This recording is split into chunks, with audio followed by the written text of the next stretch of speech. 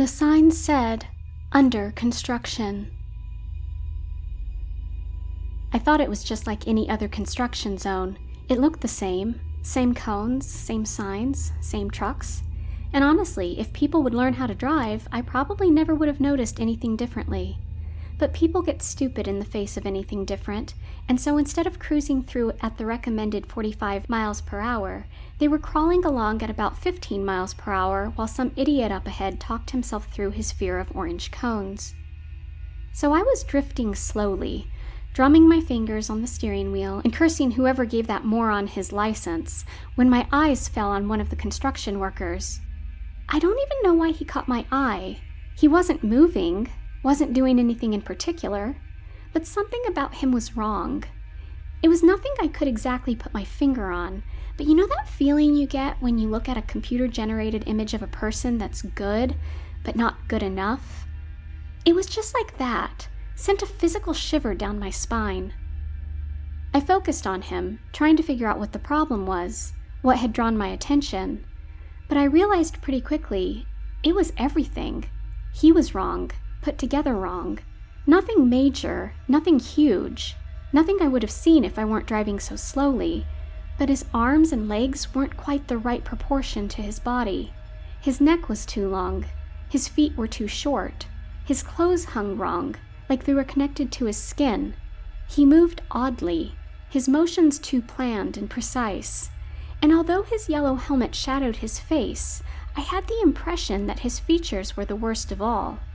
I couldn't make out any more than a glimpse above his nose and cheekbones, but the eyes that glittered there looked too big, too wide, and his mouth was clenched as if it was straining to contain something within.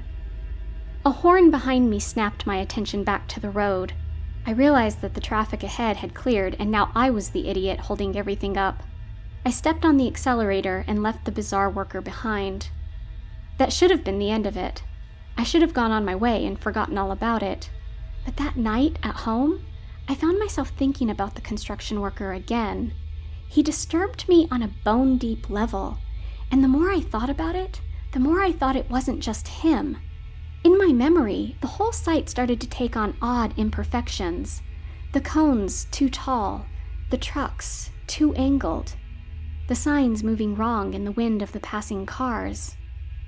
I told myself it was nothing, that I was imagining things. I'd seen a weird guy, and now my imagination was blowing it out of proportion. And had he even really been that weird? So he moved oddly. Maybe he'd been in a construction accident. Maybe he just had a bum leg. It was no big deal. No matter how much I told myself that, though, I couldn't put the idea aside. My mind kept circling back to the same thought. That construction zone was wrong. Dangerously wrong. I went to bed, resolving to forget about it. But at 1 o'clock in the morning, after I'd startled myself awake from a dream where a man in an orange safety vest unfolded into a grasping flower of bloody teeth, I admitted defeat.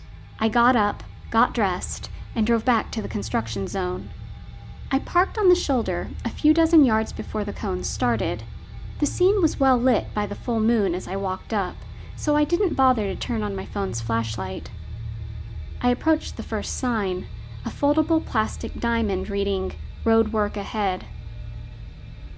It was bigger than I expected, almost as tall as I was.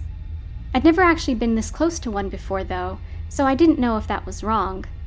It looked fine, the letters evenly printed and the edges machine cut. When I rubbed the sign between my fingers, though, it didn't feel anything like I expected. It looked like a rubbery plastic, like the stuff they make outdoor tablecloths out of, but it felt leathery, almost organic. It was firm and resisted my attempts to tear it or poke a hole in it. Still, it seemed basically normal, and I didn't know how construction signs were supposed to feel. I walked on, moving towards a parked truck.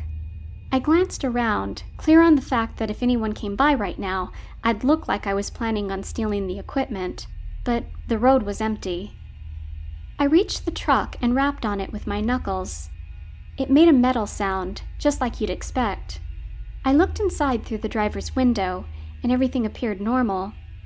I was starting to feel silly, but also a bit relieved. I began to mock myself for getting worked up enough to drive out to a construction site in the middle of the night to investigate a fantasy.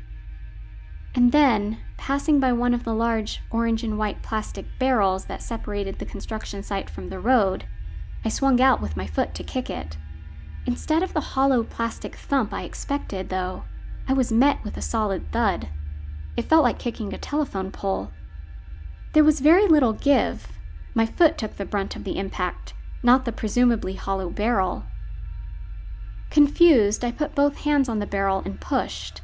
It shifted, tipping slightly, and something glistened beneath it. I pushed it harder, and the barrel toppled onto its side, crashing to the ground like a felled tree and revealing the opening at the base. The barrel was filled with a thick, mucousy web, somewhere between a liquid and a gel. I could just barely see darker shapes inside of the viscous substance, and I turned on my phone's light to get a better view. The fluid itself was an unhealthy phlegm yellow and barely translucent. The shape it protected filled almost the entire barrel, and even with my light I could make out a few details.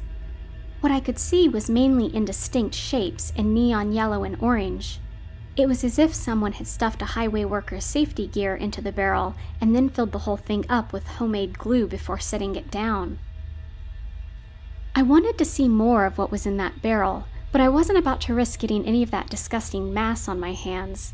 I looked around for a stick and spotted one lying not far away. I walked over to pick it up, but as I bent down, I saw another barrel rustle. It was a slight movement, and in the moonlight, I thought I might have imagined it. I stayed frozen in place for almost a full minute, waiting for it to happen again, but the barrel remained still.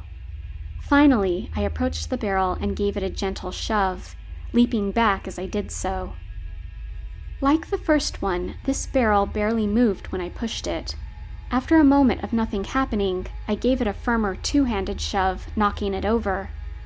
This one, too, was filled with that gluey mess, but whatever was inside of it was much darker and seemed larger. And as the barrel hit the ground, it very clearly moved, shifting inside and straining to push free. I leapt back when I saw that, and I think I shouted out loud. I should have turned and run then, but as the barrel rocked slightly on the ground, I found myself watching with a horrified compulsion. The rocking intensified, and after a moment, a finger reached through the whitish goo. It looked human, but as it tore free, more fingers followed, attached to a hand that was too long and jointed wrong. The hand extended far enough for me to see a rubbery white sleeve fused at its wrist before withdrawing.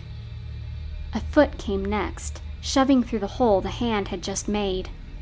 It looked like a work boot at first, but it was far too flexible and the toes were articulated. There was a spike of some sort at the heel, too, which it used to tear the hole wider. The foot pressed through, dragging behind it a leg with a knee bent backwards, looking broken. The hand returned then, followed by another, and the creature gripped the sides of the barrel as it pulled itself free with a wet, sucking sound. Its other leg eased free, and it slowly stood, its backwards knees less obvious as it locked them into place. It had the general form and clothes of a construction worker, right down to the yellow hard hat, but as it stood there, silhouetted by the moon and glistening with goo, it could barely have looked less human. Its yellow vest fluttered, controlled by strange muscles as it dried itself in the still night air. Something about this action finally broke my reverie, and I resisted an impulse to just sprint for my car. Instead, I took a quiet step backwards, then another, hoping to avoid its notice. My back bumped against the truck, and the creature turned and stared me full in the face. Our eyes met, and its mouth unfurled in a scream. I turned to run, and found that we were far from alone. A loose ring of the ersatz construction workers surrounded me, their eyes shining, their neon colors bright under the full moon. They joined in the scream, the noise some impossible combination of radio static and a bat's shriek. Their heads were thrown back in a nightmare of mandibles and flexible teeth, and in that instant, I ran. I sprinted between them, smacking one aside with the strength born of fear.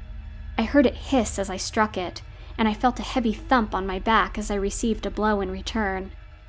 But though I stumbled, I kept my footing and continued my mad dash for the car.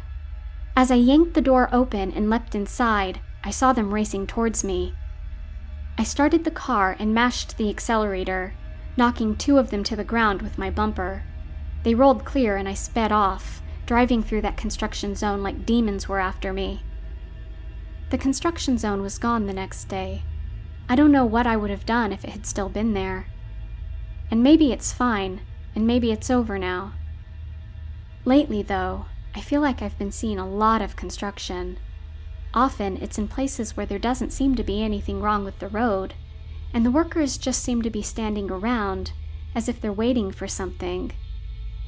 I haven't gotten a good glimpse of any of them yet, but I'm afraid that if I did, I'd see hands that were too long, knees that were bent the wrong way, heavy-browed eyes glittering beneath their helmets.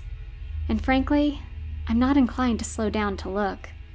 I have a feeling that's exactly what they want.